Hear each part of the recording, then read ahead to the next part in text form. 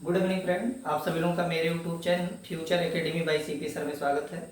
आप सभी लोग बोर्ड एग्जामिनेशन नज़दीक है, इसलिए अपने तैयारी को बेहतरीन रखें जिससे 100% में से 100% अंक को क्या किया जा सके हासिल। आपको लगता होगा कि ये इम्पॉसिबल है, बल्कि हमने एक बात कही है, nothing is impossible, everything is possible. मतलब कुछ भी असंभव नहीं है, सब कुछ क्या है, संभव है। कई बच्चों ने कारनामा करके दिखाया है और मैं जितना बताता हूं उतने ही कंटेंट को आप तैयार करिए, उससे ज्यादा नहीं। मैं अभी एक स्पेशल बैच चालू करूंगा बोर्ड एग्जामिनेशन के लिए, वही नवंबर या दिसंबर में शुरुआत करूंगा उस बैच का, कि जिसमें मैं केवल आपको अनसॉल्व्ड पेपर में आए हुए क्वेश्चनों को सॉल्व करके बताऊंगा और कैसे आपको तैयारी करना है इस पर भी चर्चा करूंगा। क्योंकि हम जानते हैं कि तूफानों से टकराना हम लोगों का क्या है, काम है। क्योंकि हम जानते हैं कि अगर हम डर गए तो समझ लो एक कहावत कही गई, जो डर गया उसको क्या हुआ, मर गया। कहने का मतलब है डरना नहीं है, हर समस्याओं का समाधान इस 1350 ग्राम जो मस्तिष्क का भार है वहीं से निकालना है और हाथ पैर कम चलाना है, मस्तिष्क को क्या करना है, ज्यादा चलाना है। जितना ज्यादा आप अपने मस्तिष्क को मतलब जो है छोड़ेंगे सोचने के लिए, पावर ऑफ थिंकिंग आपकी बढ़ेगी, तो पक्का है कि ये विषय वस्तु पर जो सलूशन है वो भी नए नए तरीके से आपको क्या होंगे, मिलेंगे। क्योंकि आपने अपने मस्तिष्क के सुराखों को बंद कर रखा है, इसीलिए आपको नए नए समाधान नहीं मिलते हैं। क्योंकि हम जानते हैं कि अगर हम लोग जितने भी विषय वस्तु को सोचेंगे तो उसके समाधान के लिए भी दौड़ेंगे। हम लोगों की आदत है कि हम जब खाली समय में होते हैं तो अनावश्यक बातों को सोचते हैं, बाकी पढ़ाई लिखाई से संबंधित बातों को नहीं सोचते हैं। आप ही एक इमेजिन करिएगा, जैसे मतलब हनुमान जी के पास अथाह बल था, लेकिन उनको श्राप बस मतलब जो है उनके बल की जो मतलब उनके पास जो बल था, एक शक्तियां थी, उसको क्या हो गए, भूल गए। तो उनको याद किसने दिलाया, जामवंत ने। वैसे आपको ही क्लास में जितनी बार मतलब आपको झकझोरा जाता है कि आप उठें उठें, उतनी देर आप उठते हैं, उसके बाद में फिर क्या होते हैं, सो जाते हैं। तो यही चीज जब आप जग जाएं तब सोए ना, आप हमेशा निरंतर तब उठें तब चलते रहें। क्योंकि कहीं हनुमान जी ने कहा था कि राम काज कीन्हे बिनु मोहि कहाँ विश्राम। तो ऐसे आपका है बोर्ड एग्जामिनेशन, जब तक बोर्ड एग्जामिनेशन समाप्त ना हो जाए तब तक आप ऐसा ना सोचें कि हम आराम से का करी सोई, तो आपका नंबर जो ना है सब पास तो हो ही हो, लेकिन नंबर आपका बेहतरीन न रहे। इसलिए बेहतरीन नंबर लाने के लिए बेहतरीन तैयारी के का जरूरत है।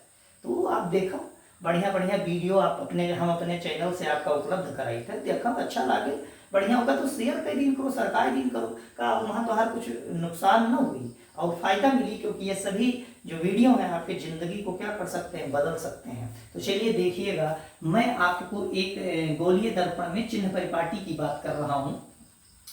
उस चिन्ह परिपाटी के बारे में मैं बात करता हूं। एक चीजें हैं कि एक ये गोलीय दर्पण है जिसको M और M डैश, मैंने एक सिरे को M माना, दूसरे सिरे को M डैश माना। चूंकि हम जानते हैं कि जो हमारी मतलब जो है आपतित किरणें होती हैं वो किसी बिंदु पर आकर के क्या होती हैं, टकराती हैं। तो जिस बिंदु पर वो टकराती हैं उस बिंदु को मुख्य बिंदु कहा जाता है, जिसको P से प्रदर्शित करते हैं, क्या कहते हैं, मुख्य बिंदु कहते हैं।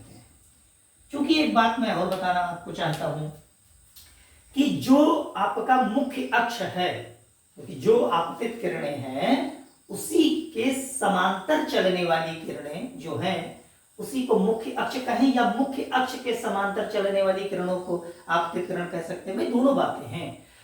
तो जो ये किरणें हैं इन किरणों से कहते हैं कि मतलब जहां ये टकराई जिस बिंदु पर, मुख्य बिंदु पर, उस बिंदु के बाईं तरफ जितनी भी दूरियां मापी जाती हैं सभी क्या मापी जाती हैं, ऋणात्मक मापी जाती हैं। और दाईं तरफ जितनी भी दूरियां मापी जाती हैं क्या मापी जाती हैं, धनात्मक मापी जाती हैं। इसको विशेषकर आपको ध्यान रखना है कि इधर जितनी भी दूरियां हैं वो क्या होंगी, ऋणात्मक, और इधर की दूरियां क्या होंगी, धनात्मक। यहीं से आप एक बात इमेजिन करिए कि जो आपका प्रतिबिंब है उसको छोड़िए, पहले फोकस की बात किया जाए कि फोकस क्या है। फोकस दूरी होगी, वो क्या होगी। तो चूंकि ये दर्पण आपको कैसा दिखाई दे रहा है, अवतल। कैसा दिखाई दे रहा है, अवतल।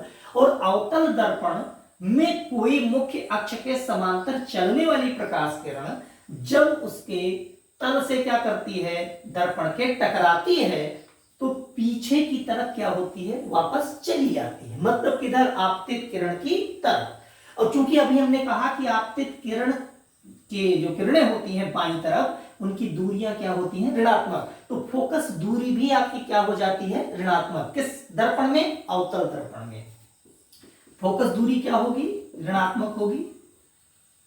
किस दर्पण में, अवतल दर्पण। मतलब जब भी आप दूरी लेंगे अवतल दर्पण की, तो उसकी फोकस दूरी कैसी आएगी, ऋणात्मक आएगी।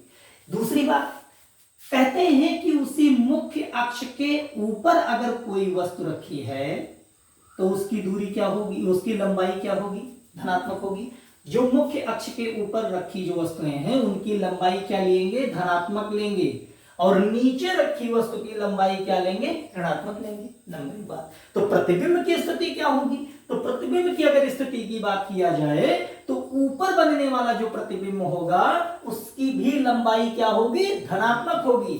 तो यहां हम एक बात और कह सकते हैं कि प्रतिबिंब की जो लंबाई है, की लंबाई जो है वो भी क्या है, धनात्मक है ऊपर की तरफ, और प्रतिबिंब की लंबाई नीचे की तरफ क्या होगी, क्योंकि वस्तु की लंबाई की बात की जा रही है।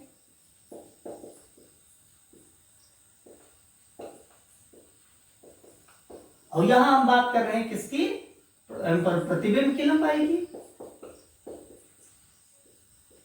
तो जो प्रतिबिंब की लंबाई है उसकी लंबाई क्या होगी, ऋणात्मक होगी। इसका कहने मतलब है कि अगर वस्तु कहां है, नीचे है, तो उसकी लंबाई क्या होगी, ऋणात्मक होगी।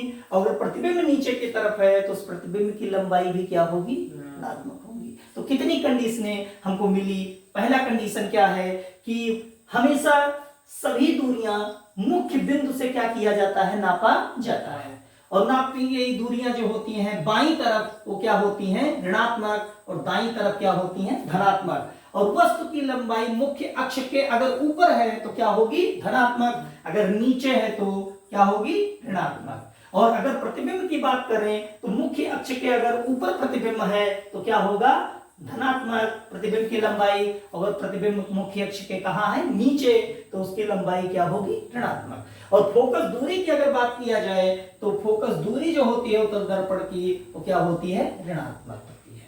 लेकिन एक कंडीशन होगी, उस कंडीशन को नोट में मैं करके बताना चाहता हूं कि जब वस्तुएं ध्रुव तथा फोकस के कहां रखी हो, बीच में रखी हो, तो उस कंडीशन में जो अवतल दर्पण की फोकस दूरी होगी वो ऋणात्मक की बजाय क्या हो जाएगी, धनात्मक हो जाएगी। और ये यूपी बोर्ड 2023 में क्या किया गया, 24 में क्या किया गया था, पूछा गया था। तो इस पे ध्यान रखिएगा आप सभी लोग। और साथ में अगर प्रतिबिंब की स्थिति की बात करें तो अवतल दर्पण में बनने वाला जो प्रतिबिंब होगा वो क्या होगा, वास्तविक, और क्या होगा, उल्टा। लेकिन फिर वही कंडीशन किसको छोड़ करके, जब वस्तुएं ध्रुव और फोकस के मध्य रखी हो, तो उस कंडीशन में जो बनने वाला प्रतिबिंब होगा वो आभासी और क्या होगा, सीधा होगा। ये कंडीशन पूछा गया था इस बार बोर्ड एग्जामिनेशन 2024 में। तो क्या लिख सकते हैं नोट में कि जब वस्तु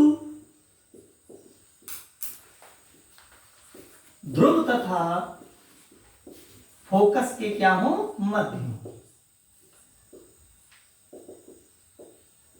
मध्य हो,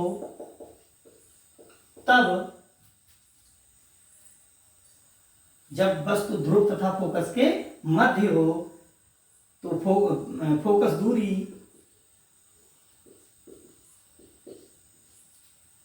धनात्मक होगी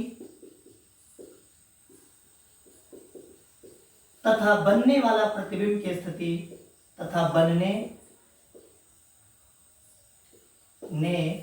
वाले प्रतिबिंब की स्थिति, प्रतिबिंब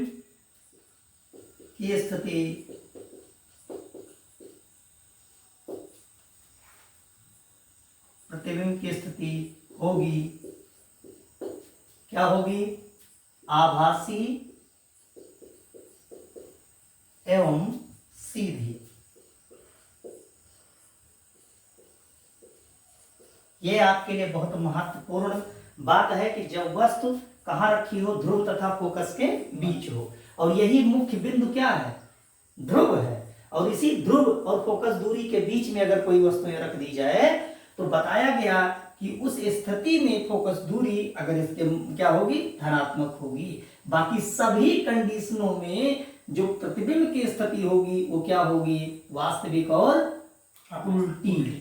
ठीक है, लेकिन इन कंडीशन में जो प्रतिबिंब की स्थिति होगी वो क्या होगी, आभासी और सीधी, और साथ में फोकस दूरी क्या होगी, धनात्मक। बाकी सभी कंडीशनों में फोकस दूरी क्या होगी, ऋणात्मक। इस पॉइंट को आप क्या कर सकते हैं, याद कर सकते हैं। तो इसको नोट करना चाहें तो नोट कर लें या स्क्रीनशॉट ले लें। और हमें लगता है वीडियो अच्छे से आपको समझ में आ गया होगा। धन्यवाद सभी लोगों को।